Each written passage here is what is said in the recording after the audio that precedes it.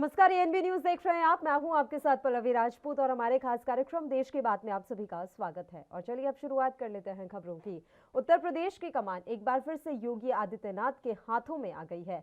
हजारों लोगों की मौजूदगी में लखनऊ के एकाना स्टेडियम में योगी आदित्यनाथ ने दूसरी बार मुख्यमंत्री पद की शपथ ली। इस दौरान प्रधानमंत्री नरेंद्र मोदी, केंद्रीय गृह मंत्री अमित शाह, बीजेपी के अध्यक्ष जेपी नड्डा, रक्षा मंत्री राजनाथ सिंह समेत 12 प्रदेशों के मुख्यमंत्री और कई केंद्रीय मंत्री मौजूद रहे। राज्यपाल आनंदीबेन पटेल ने योगी आदित्यनाथ को मुख्यमंत्री पद की शपथ दिलाई, जबकि केशव प्रसाद मौर्य और ब्रिजेश पाठक ने डिप्टी सीएम पद की शपथ ली। इसके अलावा 16 कैबिनेट मंत्री, 14 राज्य मंत्री और 20 राज्य मंत्री बनाए गए हैं। निवर्तमान डिप्टी सीएम दिनेश शर्मा, श्रीकांत शर्मा, सिद्धार्थ नाथ सिंह, मुकुट बिहारी वर्मा को मंत्रिमंडल में जगह नहीं दी गई है।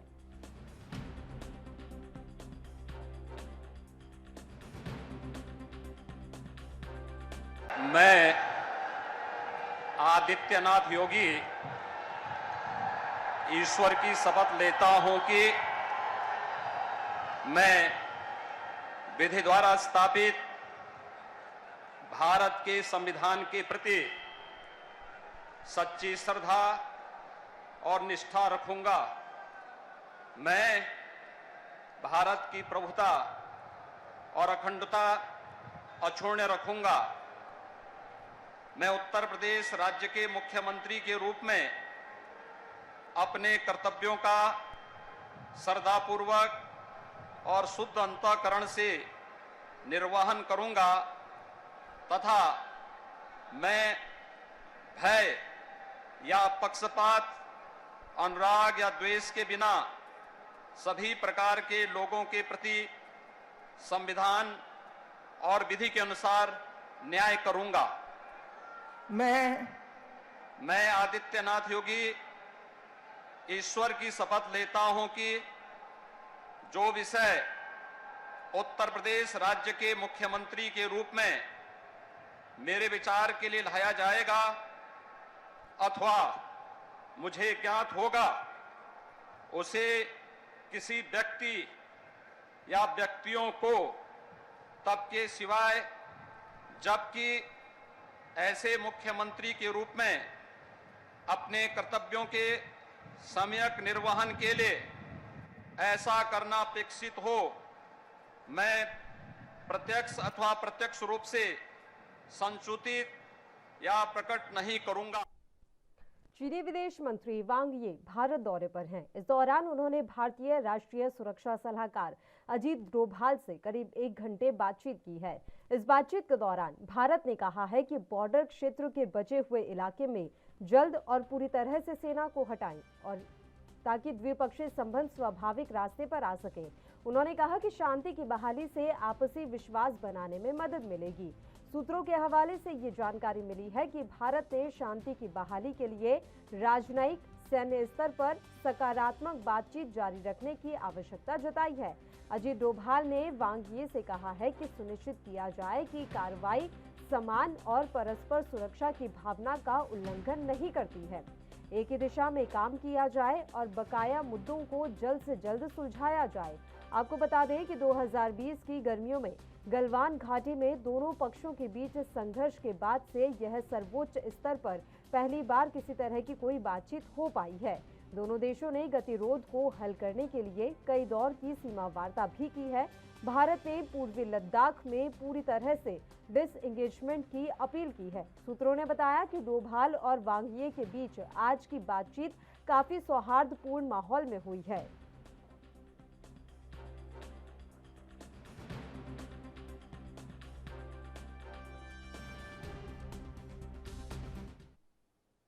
वहीं भारत ने दो टूक कहा है कि चीन के साथ उसके जो रिश्ते हैं वो सामान्य नहीं हैं। विदेश मंत्री एस जयशंकर ने चीनी विदेश मंत्री वांग यी के साथ हुई बातचीत की जानकारी देने के क्रम में एक सवाल के जवाब में बेहिचक कहा कि चीन के साथ भारत का रिश्ता सामान्य नहीं है। उन्होंने साफ साफ शब्दों में कहा कि हमारा रिश्ता सामान्य नहीं है और जब तक सीमा पर स्थितियां सामान्य नहीं होती, रिश्ते सामान्य नहीं हो सकते। सीमा पर तनाव कम करने के मुद्दे पर उन्होंने ये भी कहा कि चीनी विदेश मंत्री ने आश्वासन दिया है कि वो अपने अधिकारियों से बात करेंगे। एस जयशंकर ने कहा कि चीन के विदेश मंत्री वांग यी ने मुझे आश्वासन दिया कि वापस जाने के बाद इस मामले में संबंधित अधिकारियों से बातचीत की जाएगी।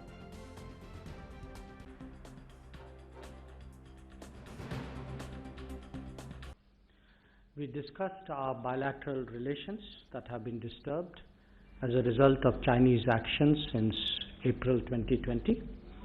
The occasion provided an opportunity to exchange views on major international issues, including Afghanistan and Ukraine. We also took up some other important concerns in our bilateral relationship, including education, travel and commerce. Wang Yi and I have been in touch with each other over the last 2 years, even if we have not visited the country. We met in Moscow in September 2020 and then again in Dushanbe in July and September.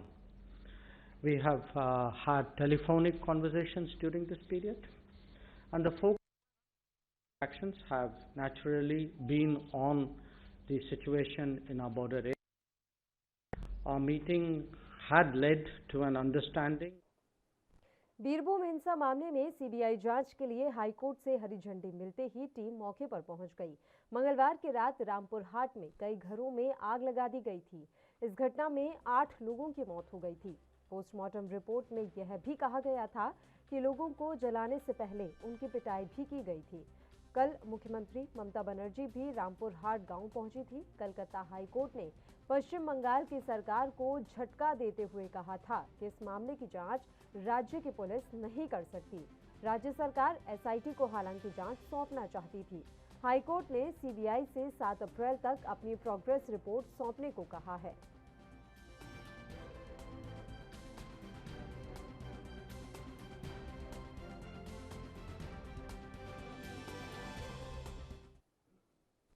तो पश्चिम बंगाल के बीरभूम में हुई हिंसा की CBI जांच की जाएगी। Calcutta high court ने शुक्रवार को यह आदेश दिया। इस पर एआईयूडीएफ विधायक करीमुद्दीन ने अपनी प्रतिक्रिया दी है। विधायक ने यह भी कहा कि हाईकोर्ट का फैसला एकदम सही है। ये जो घटना हुआ है ये तो दुखदजनक घटना है और हाईकोर्ट ने सही रोल निभाया अपना। जहाँ मेरे को लग रहा है कि गवर्नमेंट जो स्टेप लेना चाहिए था, ममता बनर्जी गवर्नमेंट का ऊपर एक एक्सपेक्टेशन है को हमेशा सच के साथ रहती है, बट इस टाइम देखा जो गवर्नमेंट शायद जितना करना चाहिए था इतना नहीं किया, तो इसलिए कोर्ट ने इंटरफेयर किया और ये तो अच्छा डिसीजन है। कोर्ट ने दिया तो कोर्ट हम सब मानता है। तो बाकी जो पॉलिटिकलाइज जो हो रहे हैं बंगाल में ज़्यादा पॉलिटिकलाइज हो गया। एक्चुअली इलेक्शन का बाद कोई स्टेट में देखिए, पूरा हिंदुस्तान में एक कल्चर है, इलेक्शन का टाइम में हर पार्टी लड़ते हैं, एक दूसरे के खिलाफ बोलते हैं, कुछ भी करते हैं। लेकिन बंगाल में और त्रिपुरा में जो खास करके मैंने बोला, पूरा इंडिया में ये कल्चर नहीं है कि इलेक्शन का बाद एक दूसरे को मार पीट, ये वर्कर का साथ उसका शादी ब्याह नहीं होगा, ये बातचीत नहीं चलेगा, लोकल इसको जिसका मेजोरिटी है वो एक साथ चलेगा, कोई तृणमूल वाला ज़्यादा जहाँ है वह बीजेपी वाला सीपीएम वाला से नहीं मिलेगा। ये जो कोलकाता हाईकोर्ट के बीरभूम मामले में सीबीआई जांच के आदेश पर बीजेपी नेता दिलीप घोष की प्रतिक्रिया सामने आई है। उन्होंने कहा कि ममता बनर्जी हर घटना में एसआईटी गठित कर घटना को दबाने की कोशिश करती हैं। कोर्ट को भी उन पर विश्वास नहीं था, इसलिए मामले को कोर्ट ने अपने ही हाथ में लिया। यह पूरा मामला किसी एक न्यायमूर्ति की देखरेख में ही चलेगा।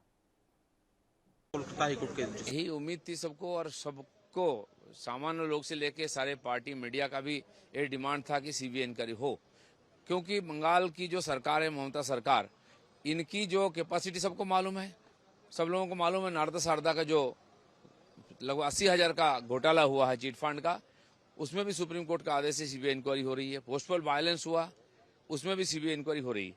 और हर बार कोई घटना होता तो एसआईटी गठित करके उसको दबाने का ममता बनर्जी प्रयास करते हैं।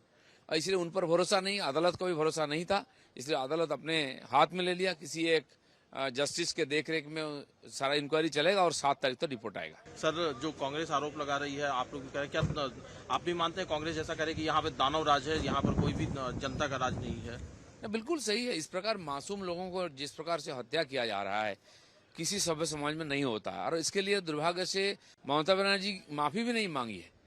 पहले उनका नेता और मंत्रियों का कमेंट था कि सब 5 राज्यों के विधानसभा चुनाव में करारी शिकस्त झेलने के बाद कांग्रेस हाईकमान पार्टी की सर्जरी में जुट गया है। अखिल भारतीय कांग्रेस कमेटी का पूरा ध्यान अब राज्यों में संगठन के भीतर चल रही गुटबाजी दूर करने पर है। हरियाणा में सभी कांग्रेस नेता एकजुट होकर सत्तारूढ़ भाजपा और अन्य दलों का मुकाबला करें, इसके लिए राहुल गांधी ने शुक्रवार को दिल्ली में बैठक बुलाई। राहुल गांधी ने इस बैठक में सभी बड़े नेताओं के साथ चर्चा कर उनकी नब्ज टटोली। बैठक में प्रदेश अध्यक्ष कुमारी शैलजा, नेता प्रतिपक्ष भूपेंद्र हुड्डा, प्रभारी विवेक बंसल, राष्ट्रीय महासचिव रणदीप सुरजेवाला, विधायक किरण चौधरी, सांसद दीपेंद्र हुड्डा, कांग्रेस के ओबीसी विभाग के राष्ट्रीय अध्यक्ष कैप्टन अजय यादव सहित अनेक नेता शामिल हुए।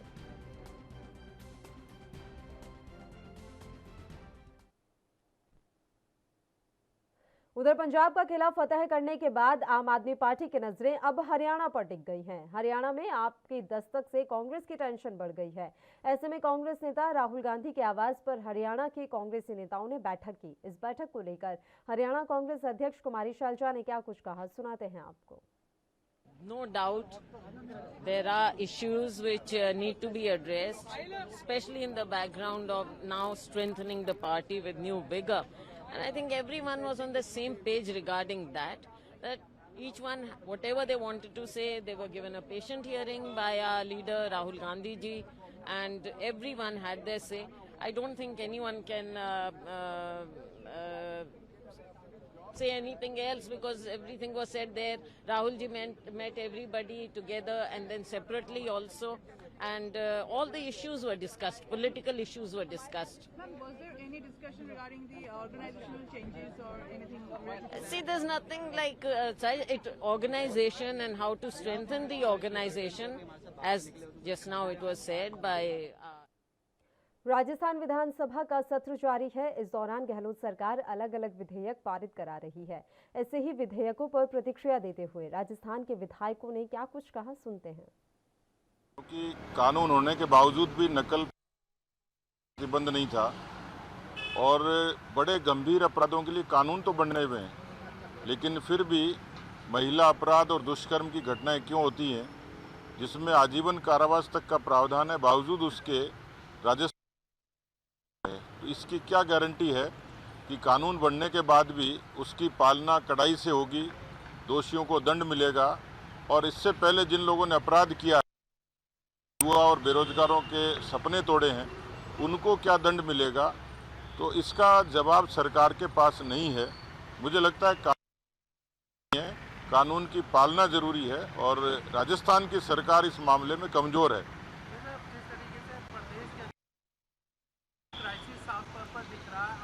मुख्यमंत्री खुद छत्तीसगढ़ के मुख्यमंत्री के पास जा रहे हैं पर चर्चा करने, अपने एक ही पार्टी के सीएम दूसरे सीएम से लाचारी दिखती हुई नजर नहीं आ रही। देखिए, कोयले की कमी और प्रदेश में बिजली का उत्पादन और वितरण, इसमें विसंगति बहुत पहले से ही है। इसके बारे में राजस्थान की सरकार की कोई दूरदर्शी सोच। देखो, यदि बिल की अक्षर से पालना करवाते हैं तब तो ठीक है, लेकिन इस सरकार से ऐसी अपेक्षा नहीं की जा सकती, क्योंकि आप जानते हैं अपहरण पर, बलात्कार पर सब पर रोक लगी हुई है, सख्त कानून है, लेकिन इस सरकार उसका उपयोग नहीं करने के कारण इन 3 सालों में 8000 बालिकाएं आज भी अपहरणकर्ताओं के चुंगल में हैं। 4000 बालक जो नाबालिग हैं वो अपहरणकर्ताओं के या गुंडों के, बदमाशों के, दबंगों के चुंगल में है। आज तक ये सरकार उनको छुड़ा नहीं पा रही है। तो ऐसे कानून बनाने का क्या फ़ायदा जो सरकार उसकी पालना न करा पाए? उनके माँ बाप पर क्या बीत रही होगी? 8000 परिवारों की जिनकी छोटी छोटी बालिकाएं हैं, उनको अपहरणकर्ता ले गए हैं, गुंडे ले गए हैं, बदमाश ले गए हैं, बलात्कारी ले गए हैं। और ऐसे ही आप 4000 बालक हैं, उनके साथ कुकर्म कर रहे होंगे, उनसे भीख मंगवा रहे होंगे, उनको विकलांग बना दिया होगा या उनके ऑर्गन निकाल करके बेच दिए होंगे। तो सरकार, देखिए, राजस्थान की सरकार हमेशा किसानों के प्रति चिंतित रही है। जब भी किसी प्रकार का किसानों का मुद्दा या किसी प्रकार का किसानों के कोई भी संकट आया है तो प्रदेश के मुखिया हमेशा अग्रणी रहे हैं। बात करेंगे छत्तीसगढ़ के मुख्यमंत्री जी से, कोयले का समाधान होगा और किसान को नियमित रूप से बिजली देने का जो सरकार ने वादा किया है, चाहे सरकार को कितनी महंगी बिजली खरीदनी पड़े, किसान को। उत्तराखंड के मुख्यमंत्री पुष्कर सिंह धामी ने सरकार गठन के बाद पहली कैबिनेट मीटिंग में ही अपने एक बड़े चुनावी वादे को पूरा करने की तरफ कदम बढ़ा दिया है। वह वादा है उत्तराखंड में समान नागरिक संहिता लागू करने का। पुष्कर सिंह धामी के इस फैसले को बीजेपी सांसद हरनाथ सिंह यादव ने सराहा है। मैं उत्तराखंड के मुख्यमंत्री आदरणीय श्री धामी जी के इस वक्तव्य का स्वागत करता हूं, उनका अभिनंदन करता हूं कि उन्होंने उत्तराखंड के अंदर समान नागरिक आचार संहिता लागू करने की घोषणा किया है। मेरी भारत सरकार से मांग है कि देश के 135 करोड़ लोगों के हितों को देखते हुए देश के अंदर एक सकारात्मक भाव बनाने की दृष्टि से, एकात्मता की दृष्टि से पूरे देश के अंदर ये लागू होना चाहिए। और दूसरी बात, संविधान के अनुच्छेद 44 में हमारे देश के संविधान निर्माताओं ने बड़े स्पष्ट रूप से गहन चिंतन करके ये उल्लेख किया है कि पूरे देश के नागरिकों के ऊपर ये लागू होना चाहिए और लिंग के आधार पर, संप्रदाय के आधार पर, जाति के आधार पर, क्षेत्र के आधार पर, भाषा के आधार पर किसी भी व्यक्ति के साथ कोई भेदभाव नहीं किया जा सकता। और तो जो समान सभी 135 करोड़ नागरिकों को समान अधिकार की बात समय समय पर आती है, तो मैं कहता हूं कि, और इसका दूसरी बात ये भी है कि इसका किसी उपासना पद्धति से दूर दूर का कोई संबंध नहीं है। इसलिए ये कानून, ये जो आचार संहिता है पूरे देश के नागरिकों पर। केंद्र शासित प्रदेश जम्मू कश्मीर के उपराज्यपाल मनोज सिन्हा ने शुक्रवार को प्रदेश के बजट को लेकर प्रेस वार्ता को संबोधित किया। इस दौरान उपराज्यपाल ने बताया कि सितंबर तक चिनाब नदी पर बनने वाला दुनिया का सबसे ऊंचा पुल बनकर तैयार हो जाएगा। साथ ही उन्होंने बताया कि मेरा गांव स्वच्छ गांव के तहत ठोस अपशिष्ट प्रबंधन के लिए शहरी स्थानीय निकायों को 370 करोड़ रुपए आवंटित किए गए हैं। एलजी मनोज सिन्हा ने कहा कि इस साल तक 7 नए नर्सिंग कॉलेज बनकर तैयार हो जाएंगे। इस वर्ष 56 लाख लोगों के आयुष्मान कार्ड बनाए गए हैं। वहीं स्कूलों और उच्च शिक्षा के लिए 11,800 करोड़ रुपए आवंटित किए गए हैं। मोटे तौर पर अगर मैं कुछ 2-3 मुख्य बातें मैं कहूं बजट के बारे में, तो 22-23 का बजट जो है ये जम्मू कश्मीर की आवाम की जरूरतों और आकांक्षाओं को, नीड्स एंड एस्पिरेशंस को पूरा करने वाला है। और जम्मू कश्मीर प्रशासन की जो प्रतिबद्धता है पीस को लेकर के, प्रोग्रेस को लेकर के और प्रॉस्पेरिटी को लेकर के, उस संकल्प को भी दोहराता है। प्राथमिक रूप से अगर कहा जाए तो ये ग्रोथ ओरिएंटेड बजट है और सभी पहलुओं का ध्यान रखते हुए एक तारतम्य बैठाने की कोशिश बजट में की गई है। और अगर इसके लक्ष्य की बात मैं करूं तो हर क्षेत्र का आर्थिक विकास। बीजेपी जनता युवा मोर्चा ने अपने सोलन प्रवास के दौरान पुराने उपायुक्त कार्यालय से लेकर पुराने बस स्टैंड तक रोड शो किया, जिसमें राष्ट्रीय अध्यक्ष तेजस्वी सूर्या भाग लेकर युवाओं का अभिनंदन स्वीकार करते नजर आए।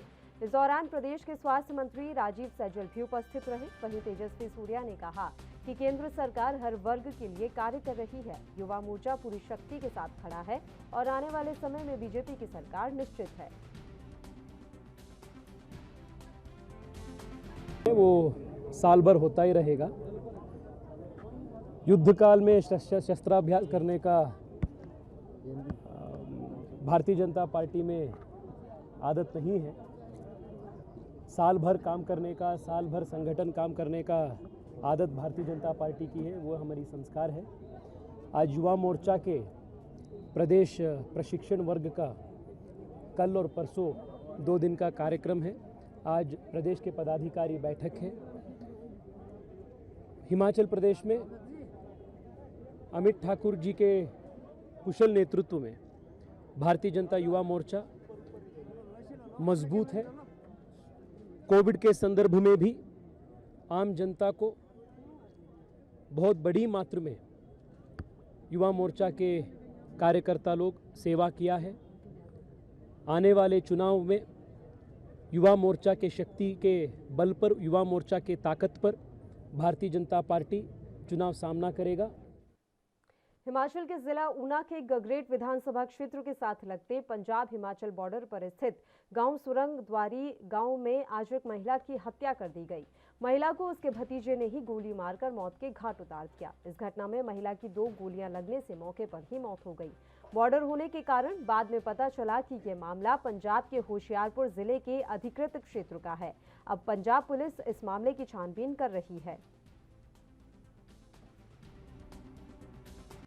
क्या हुआ ये हादसा कैसे हुआ सर? ये सुबह अभी तो इसके घटना के बारे में हमें भी पूरा मालूम नहीं है, पर जैसे ही हमारे को सूचना मिली थी चौकी में और जो दौलतपुर में हॉस्पिटल है वहाँ से की गोली चली हुई है, लड़का एक जख्मी है, उसको हॉस्पिटल लेके आए हैं। तो जैसे हम हॉस्पिटल पहुँचे हमने उनका MLC वगैरह लिया है, लेकिन डॉक्टर साहब ने वो बयान देने के काबिल नहीं था, अनफिट है बयान देने। कहाँ का रेफर किया है सर अभी? उसको Himachal Pradesh doctor RPGMC Tanda medical college जी कांगड़ा में। तो एक की सर डेथ हो चुकी है? हाँ, लेडीज की डेथ हो गई, डेड बॉडी मौका पर पड़ी है।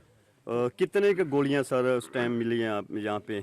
अभी तो 2 जिंदा राउंड पड़े हैं और 2 खोल पड़े हैं जी। ठीक है जी। बाकी ये एरिया जो है पंजाब का हमने स्पोर्ट सेफ रखा हुआ है। जैसे पंजाब पुलिस को इन्फॉर्म कर दिया है, पंजाब पुलिस आएगी तो वो कार्रवाई करेगी। वैसे हमारे SHO साहब भी आ रहे हैं ग्रेट थाना। पहाड़ी राज्य हिमाचल प्रदेश के एजुकेशन हब धर्मशाला में इतिहास का पहला लिटरेचर फेस्टिवल आयोजित किया गया। जिला प्रशासन की ओर से धर्मशाला के महाविद्यालय के सभागार में 2 दिवसीय साहित्य समारोह का शुभारंभ विधायक विशाल नेहरिया और जिलाधीश कांगड़ा डॉक्टर निपुण जिंदल ने किया। इसमें देश भर के नामी गिरामी साहित्यकारों ने नवोदित लेखकों के साथ संवाद किया। प्रथम सत्र में प्रसिद्ध साहित्यकार विवेक अत्रेय ने समाज के हर पहलू पर अपने विचार रखे।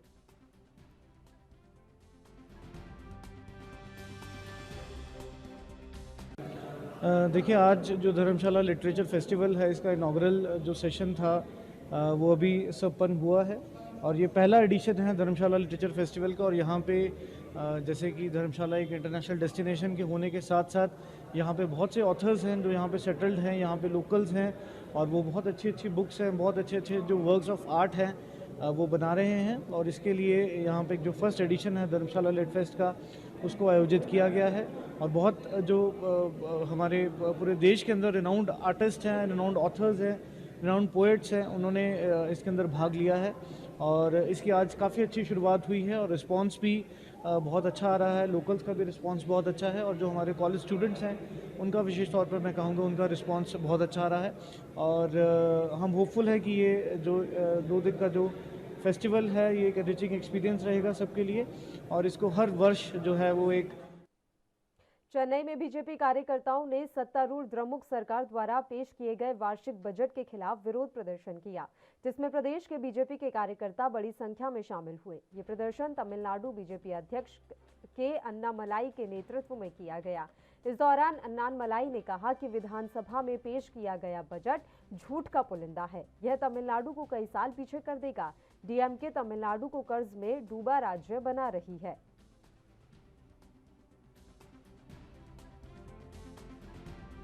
To 2023, Tamil Nadu, the outstanding loan for our state is 6,53,000 crore, meaning we are going to be the #1 state in India in terms of outstanding debt. What this DMK model of development has done, it has made Tamil Nadu a debt-driven model. It has made Tamil Nadu a debt-oriented state. So all our children and grandchildren for the next 100.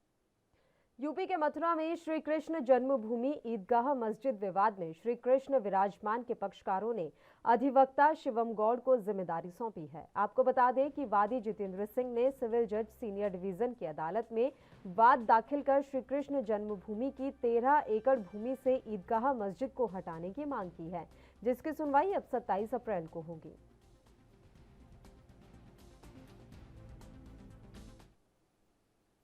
Punjab के पटियाला की केंद्र सुधार jail में मंत्री हरजोत सिंह बैंस अचानक checking करने के लिए पहुंचे। कुछ ही दिन पहले बिक्रमजीत सिंह मजीठिया ने अपनी जान का खतरा बताकर सुरक्षा मांगी थी और आज जेल मंत्री हरजोत सिंह बैंस पहुंचे और कहा कि VIP ट्रीटमेंट किसी को नहीं दिया जाएगा। जेल के अंदर जाकर कैदियों से भी जेल मंत्री ने बातचीत की और अधिकारियों को व्यवस्था दुरुस्त करने के लिए कहा।